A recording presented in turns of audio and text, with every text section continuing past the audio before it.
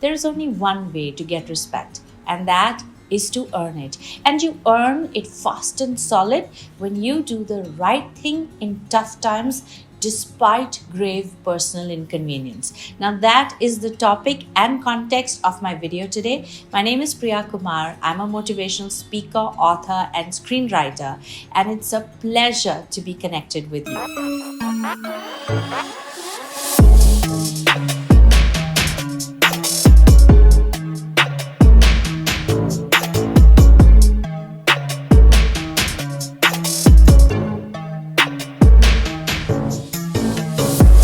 See, if you want to earn respect for life, then you've got to be very careful about how you respond to tough situations. Everybody has crisis. Everybody goes through a tough time. Although in that moment it seems like I'm suffering alone, but trust me, it's the same journey for every human being on planet Earth. But what do you do when tough times strike you? Do you start inconveniencing others? Do you go to others for help? Do you ask them for money? Do you ask them to make changes and adjustments in their lives so your life can be easier? Well, my friend, that's the fastest way to lose respect. Let me give you an example. The past year has been financially tough for a lot of people. Yes, there are industries and people who've made a lot of money, but a lot of people have lost also. They've lost their jobs and suddenly they found themselves in grave financial crisis. So what do you do? And this is just an example to tell you of tough times. So what do you do? Let's say if you have a financial crisis, would you go to your parents? Would you go to your friends to ask for money that, hey, back me up for this month? You know what?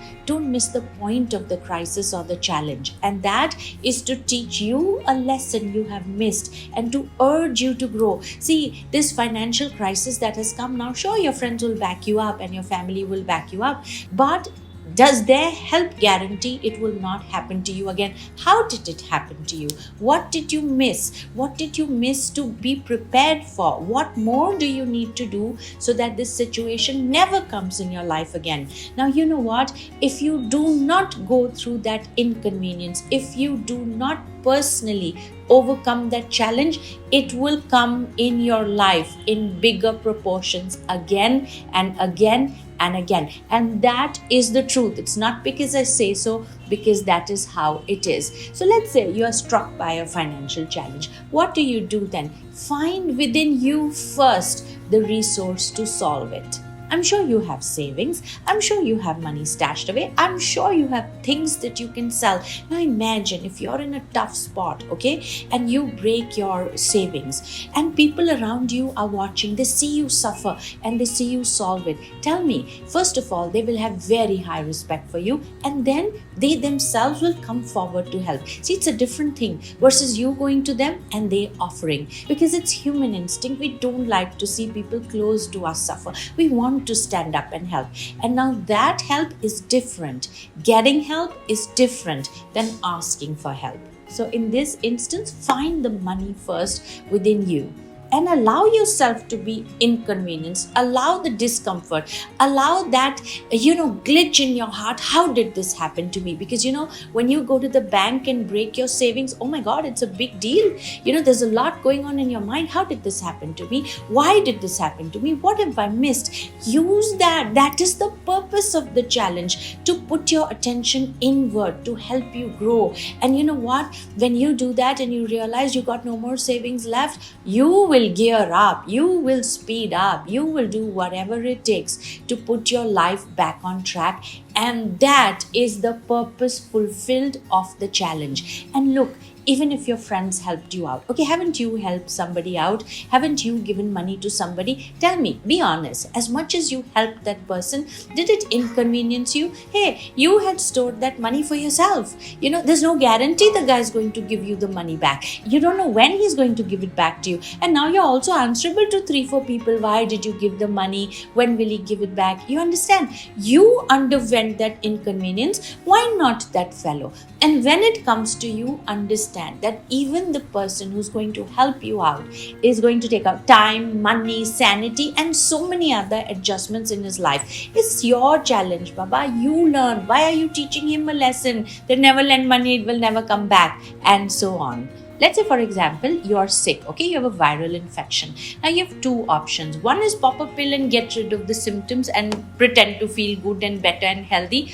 Or second is get to the root cause, the underlying cause. And what is that? That your immune system is weak. And how do you handle that? You make changes in your diet, you make changes in your lifestyle. Now that is a solution. But if you just say, oh, I have a viral infection and let others help me, let a pill help me, let a medication help me, that's not the final answer, right? This is going to lead to more and more gravity of health problems in the future.